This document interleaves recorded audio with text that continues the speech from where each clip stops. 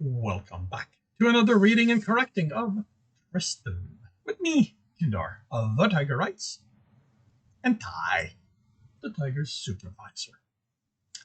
Today we are doing Chapter 7. And if you're here again, please leave a like. Quick note. This chapter is the reason you want a good editor. This chapter did not exist in the official, not official, in my final draft. This chapter was not there. The start was the explanation of landing on Delaron, and that was it. Then I jumped to what is now chapter 8 and so on like that. And my editor looked at it and he basically went, you have 4 chapters where everything goes in Tristan's way. It's getting boring. And, my reaction was, well, yeah, okay, but I don't know. What can I do? And he just went, something needs to go wrong. Now, it doesn't have to be big. It doesn't have to be world ending, but something had to go wrong. And thinking about that, and he may have been the one who mentioned the door. The scenario built itself of okay, which is what happens here. Instead of being able to just jump out, he gets stuck. Dealing with that causes problem, and it led to a chapter that I love. I love the moments I was able to put in the chapter because my editor went, something needs to be adjusted. So for those writers out there who are listening to this, if you have the funds, look for a good editor. They will make the difference. They will make a grand difference in your story. Landing on Delaron 4 proved harder than Aleos. This was a corporate planet. The security was much higher. Again, he had to get on the planet using holes in the planetary sensor net. Only this time, these holes were much, much smaller. It wasn't how he liked doing things. He much preferred fake IDs, social camouflage. That was a reliable way to get on a planet. For a moment, he considered turning back, getting one of his ships. For that, he could dock at the station and take a shuttle down, everything legal.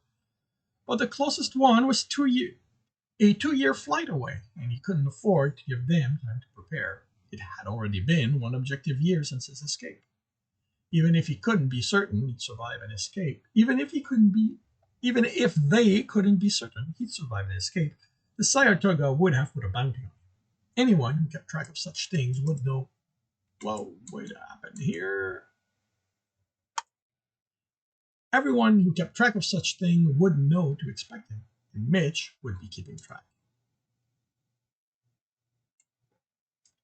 It didn't change anything, other than he would have to be more careful. Once on the planet, he'd be able to confirm what his status was and go from there. Actually, let's do this ahead of time, just for the... He couldn't do it from his ship. With the security here, the sniffers wouldn't just sniff around his information trail. They would board his computer and run a complete interrogation on them. He physically disconnected the communication system. He couldn't take the chance the sniffers would wait for him to initiate the contact. They could very well come looking and not take no for an answer. He'd only been able to find 3 holes in the short time his approach gave him. He went for the largest one. It wasn't much bigger than the ship itself, and it was moving. With a few quick corrections, he was through. Then the strong, high-altitude winds buffeted him about.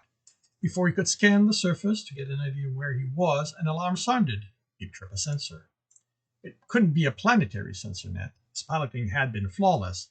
He had to split his attention, which meant the ship shook badly, but he had to find out what he'd tripped. This high, it couldn't be a local or even a city net. It had to be corporate, which meant trouble. They wouldn't ignore him. They would send a ship to verify what had tripped the sensor. He had to reach the ground fast and take measures to get rid of the ships. He couldn't simply hide it anymore. Corporations didn't do cursory checks. They wouldn't leave until they found what registered on the sensor.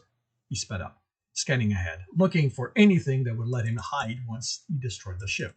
If he could make it seem like a crash, they might not scan for survivors, but he couldn't count on that. This was a corporation. This was a corporate, not governmental response. There would be no slacking. He was over uninhabited land, which you'd expected. They wouldn't want a hole in the sensor net over a city or any area of importance. Hills, some wood, a river, and something rocky, which might have been a mountain before a corporation decided it needed the material. He aimed for the rock. A hard surface would make survivors less likely. He went to the suit's locker, put one on quickly, and grabbed the emergency escape pack. Of his own things, he only grabbed his toolkit and datapad. Anything else he could acquire on the planet. With the pack on his back, he opened the ramp. He groaned and barely moved. He slammed his fist over the button again, and he heard the motor work, but the ramp didn't go down. He didn't need this right now. It should have fallen open and been ripped away by the wind. He looked over his shoulder. The ground was coming fast. He couldn't be in the ship when it crashed. He needed to either get out or get back in the pilot seat and stop the descent. He slammed his shoulder on the ramp. He couldn't go anywhere in the ship, not with a corporation on his tail. He shouldered it again, and it budged slightly. He hit it again and again, and each time opening it a little more. The hinge was damaged, probably because of when the ramp fell open without the compressor to control the speed at which it opened. Finally, the ramp fell open and ripped away. By reflex, Tristan grabbed on the wall to avoid falling out. Stupid. He needed off the ship, not to stay in. He jumped out. The escape pack kicked in the moment he was in free fall, and he immediately knew he was in trouble. He was too low to aim for the river as he planned. He had counted on using the water density to dissipate his excess momentum. He cranked the pack compensator to its maximum, but it couldn't slow him enough. It was designed to work from a higher altitude. The warning came in his visor, telling him he was approaching the ground at an unsafe speed. He did the calculation, then used the little maneuvering power the suit had to make his angle of approach shallower. This was going to hurt. He fought every instinct that told him to stiffen up in preparation for the impact and went limp. His ship's explosion registered a moment before he hit the ground. He bounced, his head hitting the inside of the visor. He bounced again, pain shooting up his shoulder, legs, and arms. Another bounce, and the world went black. He came to with a start. His view of the world around him was shattered. And it took him a moment to realize the problem was the cracked visor, not his sight. He took off the helmet. His sight took a second to steady. Probably had a concussion. He reached for the emergency medical pack all suits came with and didn't find it. It had ripped away when he landed. A long trail in the soil led to his current position. The softness of the earth was probably the reason he'd survived. No medical kit meant he couldn't afford to rest. If he slept, he might not wake up. He stood, then immediately fell down, his left leg in debilitating pain. When he could breathe again, he sat up. He felt along his leg, keeping his touch as light as possible. He felt 2 breaks in the tibia. Bad, but he didn't think the bone broke the skin. He checked the suit, and it was relieved to find the compression and He checked the suit and was relieved to find the compression and immobilization system were chemical instead of electronic. He forced his leg straight, wedging it between rocks, and pulled. He screamed as the bone moved. Then he stopped shaking. When he stopped shaking, he reached down and turned on the release system for the part of the suit below his knee. The chemicals soaked the outer layer of the suit, hardening it. Then a foam filled the inside, compressing his leg in place before also hardening. He woke up with a start. He couldn't fall asleep. He couldn't tell how long he'd been out, but corporate security wasn't surrounding him, so it hadn't been long. He tested the suit around his leg.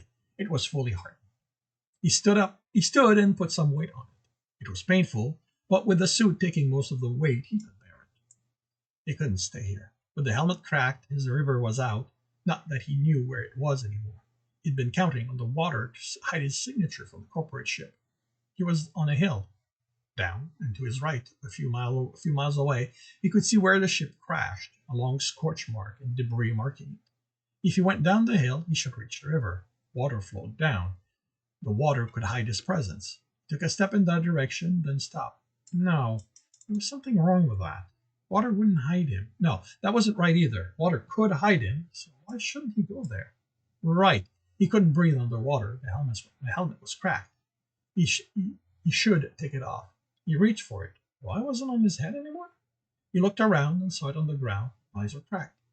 He survived the crash without wearing the helmet? He chuckled at the absurdity of the thought. He was tired. He should lie down and rest. No! Sound rushed to his ear, his vision wavering for a moment. When it steadied, so did his thought. He was in the open, exposed. A corporate ship was going to be here any moment. He needed cover. He looked around, seeing a forest up the hill. The ship's scanner might confuse him for an animal there. He started moving, wincing every time he put weight on his broken leg. Move it, Tristan. You are a survivor. The universe wants you dead, but you mock it. The voice was his father's, one of his favorite phrases. Survivalists endure. When the world burns, we will be the only ones left. The world doesn't burn, father, he replied, but you didn't survive. He shook his head. Why had he stopped moving? His father had spoken to him, and he listened when his father spoke. No, that wasn't right. He was dead. He had died a long time ago, just before Tristan left for space, left to experience the wonder the universe has to offer, where he discovered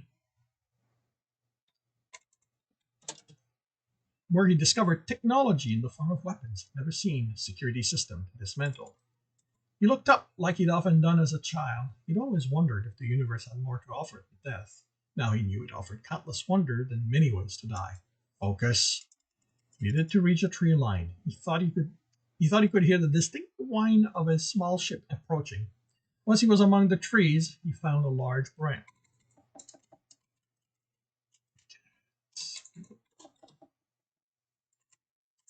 Once he was among the trees, he found a large branch he could reach and broke it.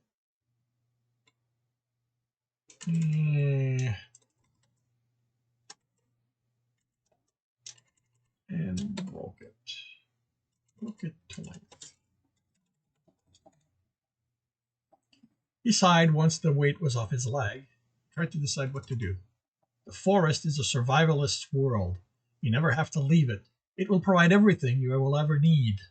The ghost was standing next to him, in his pure black fur, dirty and ripped breeches that had been the only thing he wore. Tristan stared it down. You are dead, father. Go away. If he'd been back home, his father's word would have been true. Back there, he could find herbs to dull the pain, to help with the swelling in his skull. That had been the reason he had trouble thinking. Here, he knew nothing of the flora or fauna. He'd have to check his pad for that information. He reached behind him for his pack and didn't find it there. For a moment, he couldn't understand why. He was confident he put it there before coming here, hadn't he? He tried to remember. Yes, he had put it on just before jumping off the ship. Right, the ship he'd crashed. He'd lost his pack then. His tool. The loss of his tool hit him hard. He needed his tool. How was he going to do any of the work without them? His research. He had so much to catch up to. Survive! His father screamed in his ear. Just glared at the ghost. Who was he to tell him to survive? I'm what you made me, his father said. You are what I made you. I will not see my son just give up. I'm not giving up. The ghost wasn't there anymore. He needed medication. He couldn't get that in the forest. He needed civilization. Except there wasn't any for further than he could fathom right now. He was all alone. No, he wasn't. He turned and walked to the edge of the forest. He could see the corporate shuttle not far from the crash. He thought he could make out 4 people. They weren't rushing in his direction, so they hadn't detected him yet. But they would come to investigate the trench. They would come to investigate a trench he made. They scanned the area then. If he was further in the forest, they wouldn't be able to tell him apart from the local fauna. But if he stayed at the edge, they would realize he didn't belong. If he could draw them in, out, the shuttle had the medicine he needed. He laughed. He was alone, and there was 4 of them, most certainly armed. Could he even take them on? He pushed the dowel away. He could feel the ghost next to him, and he didn't need his father screaming at him again. He was Tristan. He survived. He would take them on, and he would win. He leaned against the tree and waited. He couldn't tell how many there were at this distance, but they were clearly examining the crash. Two of them had used jump packs to go to where Tristan had landed. The packs let them quickly cover the distance. That got Tristan's attention. He'd have to try to keep one of them intact. When he was better, it would make traveling to the city much quicker. The two looked at the trench and picked up a few things, probably the remnant of his pack. One of them pointed in his direction and jumped. Tristan couldn't walk very fast, but he moved deeper into the forest. The woman screamed for him to stop moving, and he heard her run after him. She couldn't use the jump pack in the trees, but she would catch up to him quickly. He leaned against a tree, not having to act exhausted. In the silence that followed, he wondered why he had been running. Had his brother blamed him for something again? Don't move. He turned with a start and remembered where he was just in time to put a mask of fear on his face. She was pointing a Ziggurat pan pistol at him. She was wearing a white armored suit with an opaque visor. The voice was the only indication she was female. He asked for mercy in his home language. It felt strange on his tongue. It had been decades since he spoke it. Even the ghost of his father had spoken English. Yeah, I'm not changing it, but this is a remnant of my lack of creativity in world building. At that point, it becomes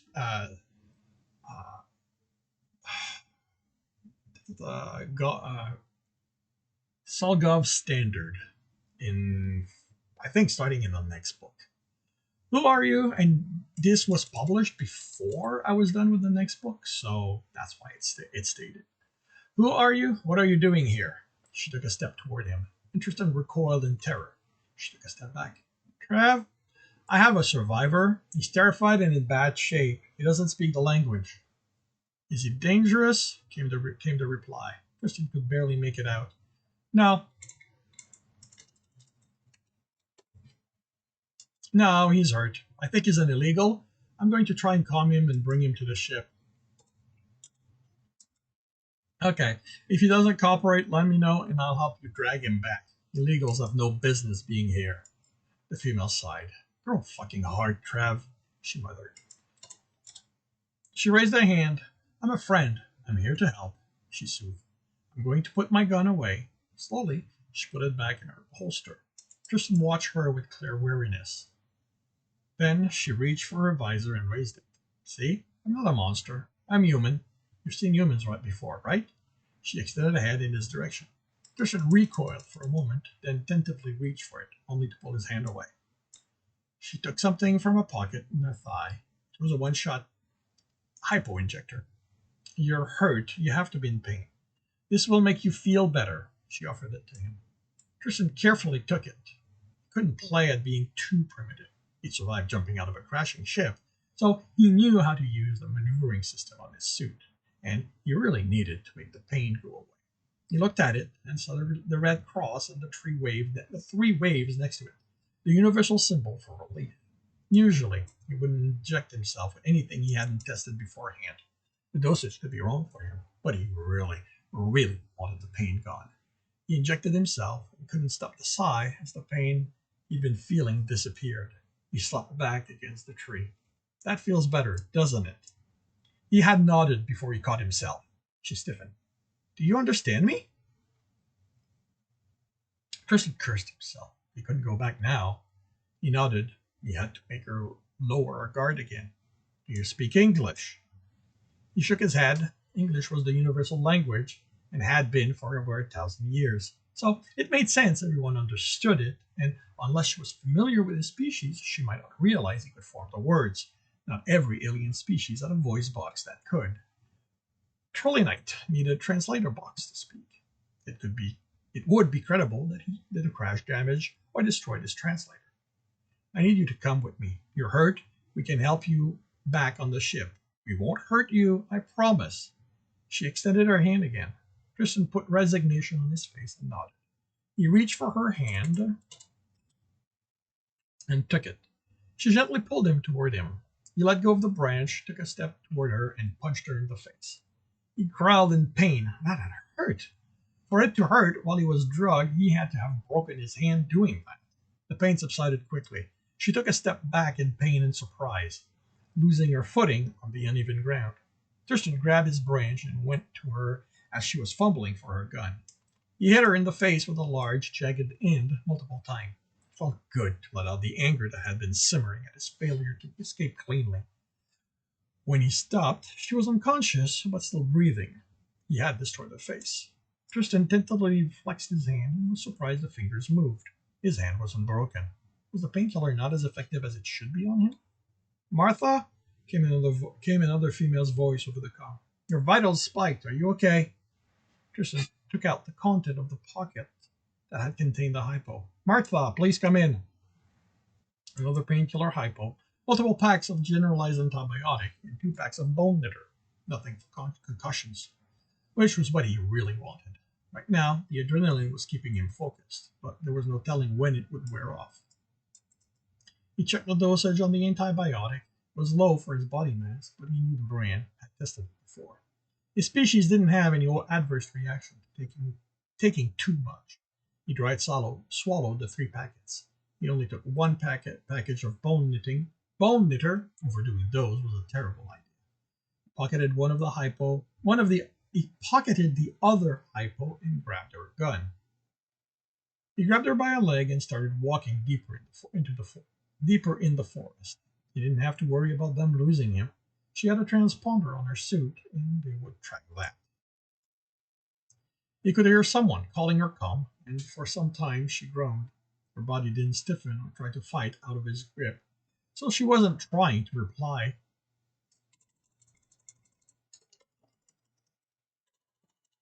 Just moaning in pain. He was far enough that he couldn't tell which direction would lead him out when something nearby roared. Tristan turned and pointed a gun at it. 50 yards away, something large was lumbering toward him. Its gray, brown, and green fur. Its gray, brown, and green fur making it blend into the surrounding trees. No, those things looked more like spine than fur. It stood up on its hind leg and roared again. It was easily twice Tristan's height, its maw full of jagged teeth and its claw looking vicious. Tristan knew this was something he couldn't hope to win against claw to claw. He lobbed the female's body at it. It wasn't like he had planned on keeping her alive anyway. The creature went back down on all four, trod to her, sniffed, and prodded her with a paw, then dismissed her, fixing its gaze back on Tristan. Really?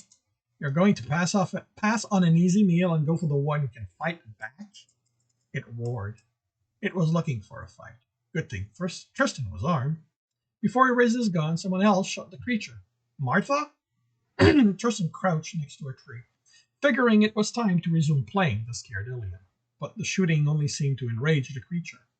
That wasn't right. He couldn't know how thick the animal's hide was, but the Zugareth should have more firepower than that. Since the creature was busy with the other guy, Tristan looked his gun over.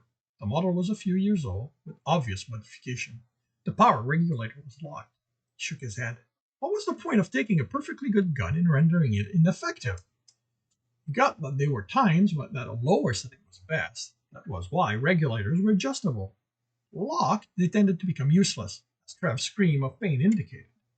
He reached for his tool, only remembering he didn't have them anymore. He didn't have them once he was groping his back.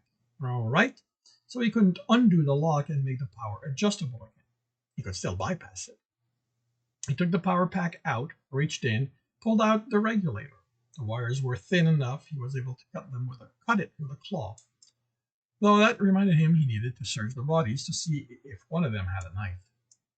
He couldn't attach the wires to the power pack, so he had to hold them in place. Both it and the gun quickly heated up. He aimed it at the creature's head and fired. It made a neat hole through where its brain should have been. Tristan threw the gun away before it melted his glove. The creature turned and glared at him with its remaining eye. Tristan had to chuckle at how silly it looked, trying to be menacing while he could see through its head. Then he realized it wasn't dead. Did it not have its brain in its head? Was it too small that he missed it? Or maybe it hadn't registered it should be dead yet? The shot had cauterized the wound, so it wouldn't bleed to death. Tristan stood, claws out, ready to go claw to claw against it. It took a step and stumbled. It tried to raise itself, but didn't seem to find the strength. It fell to its side. Tristan sighed in relief. He hadn't been looking forward to that fight. He walked toward the man it had mauled, and it whined as Tristan passed it. He stopped and turned to look at it. Its eye was small and beady, but there was no fear in it, just pain. He had won. The universe had thrown something else at him with the goal of killing him, and he had triumphed over it. But he didn't feel the usual elation. He crouched before it, that one eye following him. He didn't see any of the hate, the anger, or arrogance he usually saw in those who tried to kill him. Was he wrong? Could it have been that this being was not the will of the universe, out to kill him? Was it like him, just trying to survive when everything else wanted it dead? Had he been the will of the universe sent here to kill it? He shook his head. That was stupid. That was a stupid thought, caused by the concussion. Still, he couldn't look away. He put a hand on the being's head, just over the remaining eyes. I'm sorry, he said, and waited for it to expire. He stood and went to the mauled man. Not much of him remained. The being had thoroughly clawed it. But in one of the few intact pockets, he found a few packs of antibiotics, 2 hypos of painkiller, though they broke in the fight, and a pack of bone knitter and 2 packs of stimulant. He made sure the dosage in them didn't harm him and swallowed the stimulant. It wasn't ideal, but they would help him stay focused until he made it to the shuttle. The man's jump pack had been damaged, but he found his viewer away from the area. It was working, and it was set to show him where the shuttle was. He went to the edge of the forest and used it to see how many others he had to contend with. The cockpit was partially visible to him, and the sun wasn't reflecting on the clear canopy, so he could tell no one was sitting there. The only 2 people visible were standing by the door. He studied the shuttle. He couldn't see any corporate logos on it. Could they have passed on the information to the government? Suppose that made some sense. Why pull your people away from the buildings they want protected when the government is so happy to do it for you? It would also explain the Zugarath. No corporation would hamper their people that way. Standard procedure was to never leave a shuttle unattended. From the size of it, he estimated to be a 6-people shuttle. So at most, there was 4 more. Based on the way the 2 were acting, never looking back in the shuttle, he guessed they were the only ones left. If he could draw one of them to him, it would be easy to take them out. Even if 2 of them came, he would pay for it later, but the drugs let him function, full strength.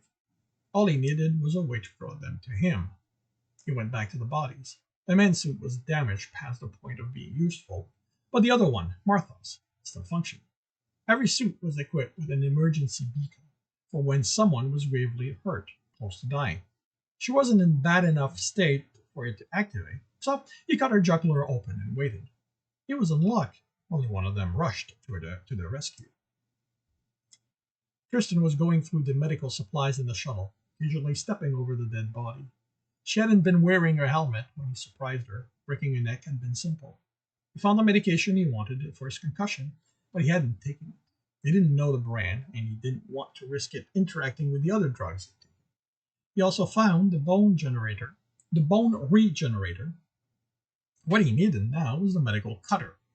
He was going to be pissed if the ship didn't have one. There it was, all the way at the bottom of the storage cabinet. Good thing he wasn't suffocating. He'd have died before getting it. He turned it on, and the energy lance appeared. It would cut through anything except living matter. He'd end up with some burnt fur, but it would be worth it. He cut the suit off his leg, then clamped the regenerator over it. Turned it on and waited for the computer to scan his leg, adjust the length of the unit, and then manipulate his leg until the breaks in the bone were aligned. He winced at the pain he felt, even with the painkiller still affecting him. Then it started the knitting process. He was lucky not too much time had passed since taking the bone knitting drug. He hadn't had a chance to do anything, but now it would help speed the process along. In a couple of hours, his leg would be as good as new. It was a long 2 hours. He wouldn't let himself fall asleep, no matter how tired he felt when the stimulant wore off. He hadn't been able to find a blood cleaning unit, so he had to wait until his sister processed them out. The best he could allow in the meantime was a cruel pack. His father hadn't come back, but that as a good sign. Either his survival would appease his memory of him, or he was actually feeling better. Either way, he didn't miss him. Since he couldn't sleep, he made plans. He had the rest of the day before anyone would come to check on the shuttle. He'd reviewed the communication records, and they hadn't informed anyone they had found a survivor. That gave him 4 hours. 4, maybe 5 hours. It was enough to heal, wipe the shuttle system, and travel a good distance with one of the jump packs. He had to remember to disable the tracker on it first. Or had he already done that? He couldn't remember. He avoided shaking his head to clear it. It was a useless reflex and it wouldn't help. Just focused on what he needed to do. He'd lost his tool and pad, so he needed to stop at the closest city to get that. It wouldn't be today or even tomorrow. The jump pack would let him put some distance between him and the shuttle before dark, but it didn't have the power needed to take him there. He'd have to walk the rest of the way. At least his injuries would heal by then. Then he realized there had been people in the shuttle, which meant there should be at least one pad here. The regenerator allowed him some movement, so he looked around the shuttle. I don't need to sit with the shuttle. Unfortunately, the only pads he found were government issues, and would have too many programs, as well as hardware, to keep track of what the user was doing. He couldn't use them. An hour before he felt his need to leave, he took the anti-concussion drug. The system hadn't flushed all the other drugs, but he didn't want to risk traveling by jump pack with his brain still jumbled. He would really hate himself if he ended up dying because he'd gotten confused on the jump after surviving this day. When he finally jumped away, he was confident he had removed all traces of his presence on the shuttle and around it. He couldn't do much for the forest, but he didn't expect anyone to search for someone there. This concludes Chapter 7 of Tristan. If you're enjoying this, leave a like, subscribe, share. If you want to read the whole story, it's available on Amazon and all major e-retailer. If you want to support me, there's a link to my Patreon in the notes. If you want to follow along, at this point I'm probably on a different story, but with the reading correct, you can join my Twitch. Every Tuesday morning I do this. And I shall wish you a good day.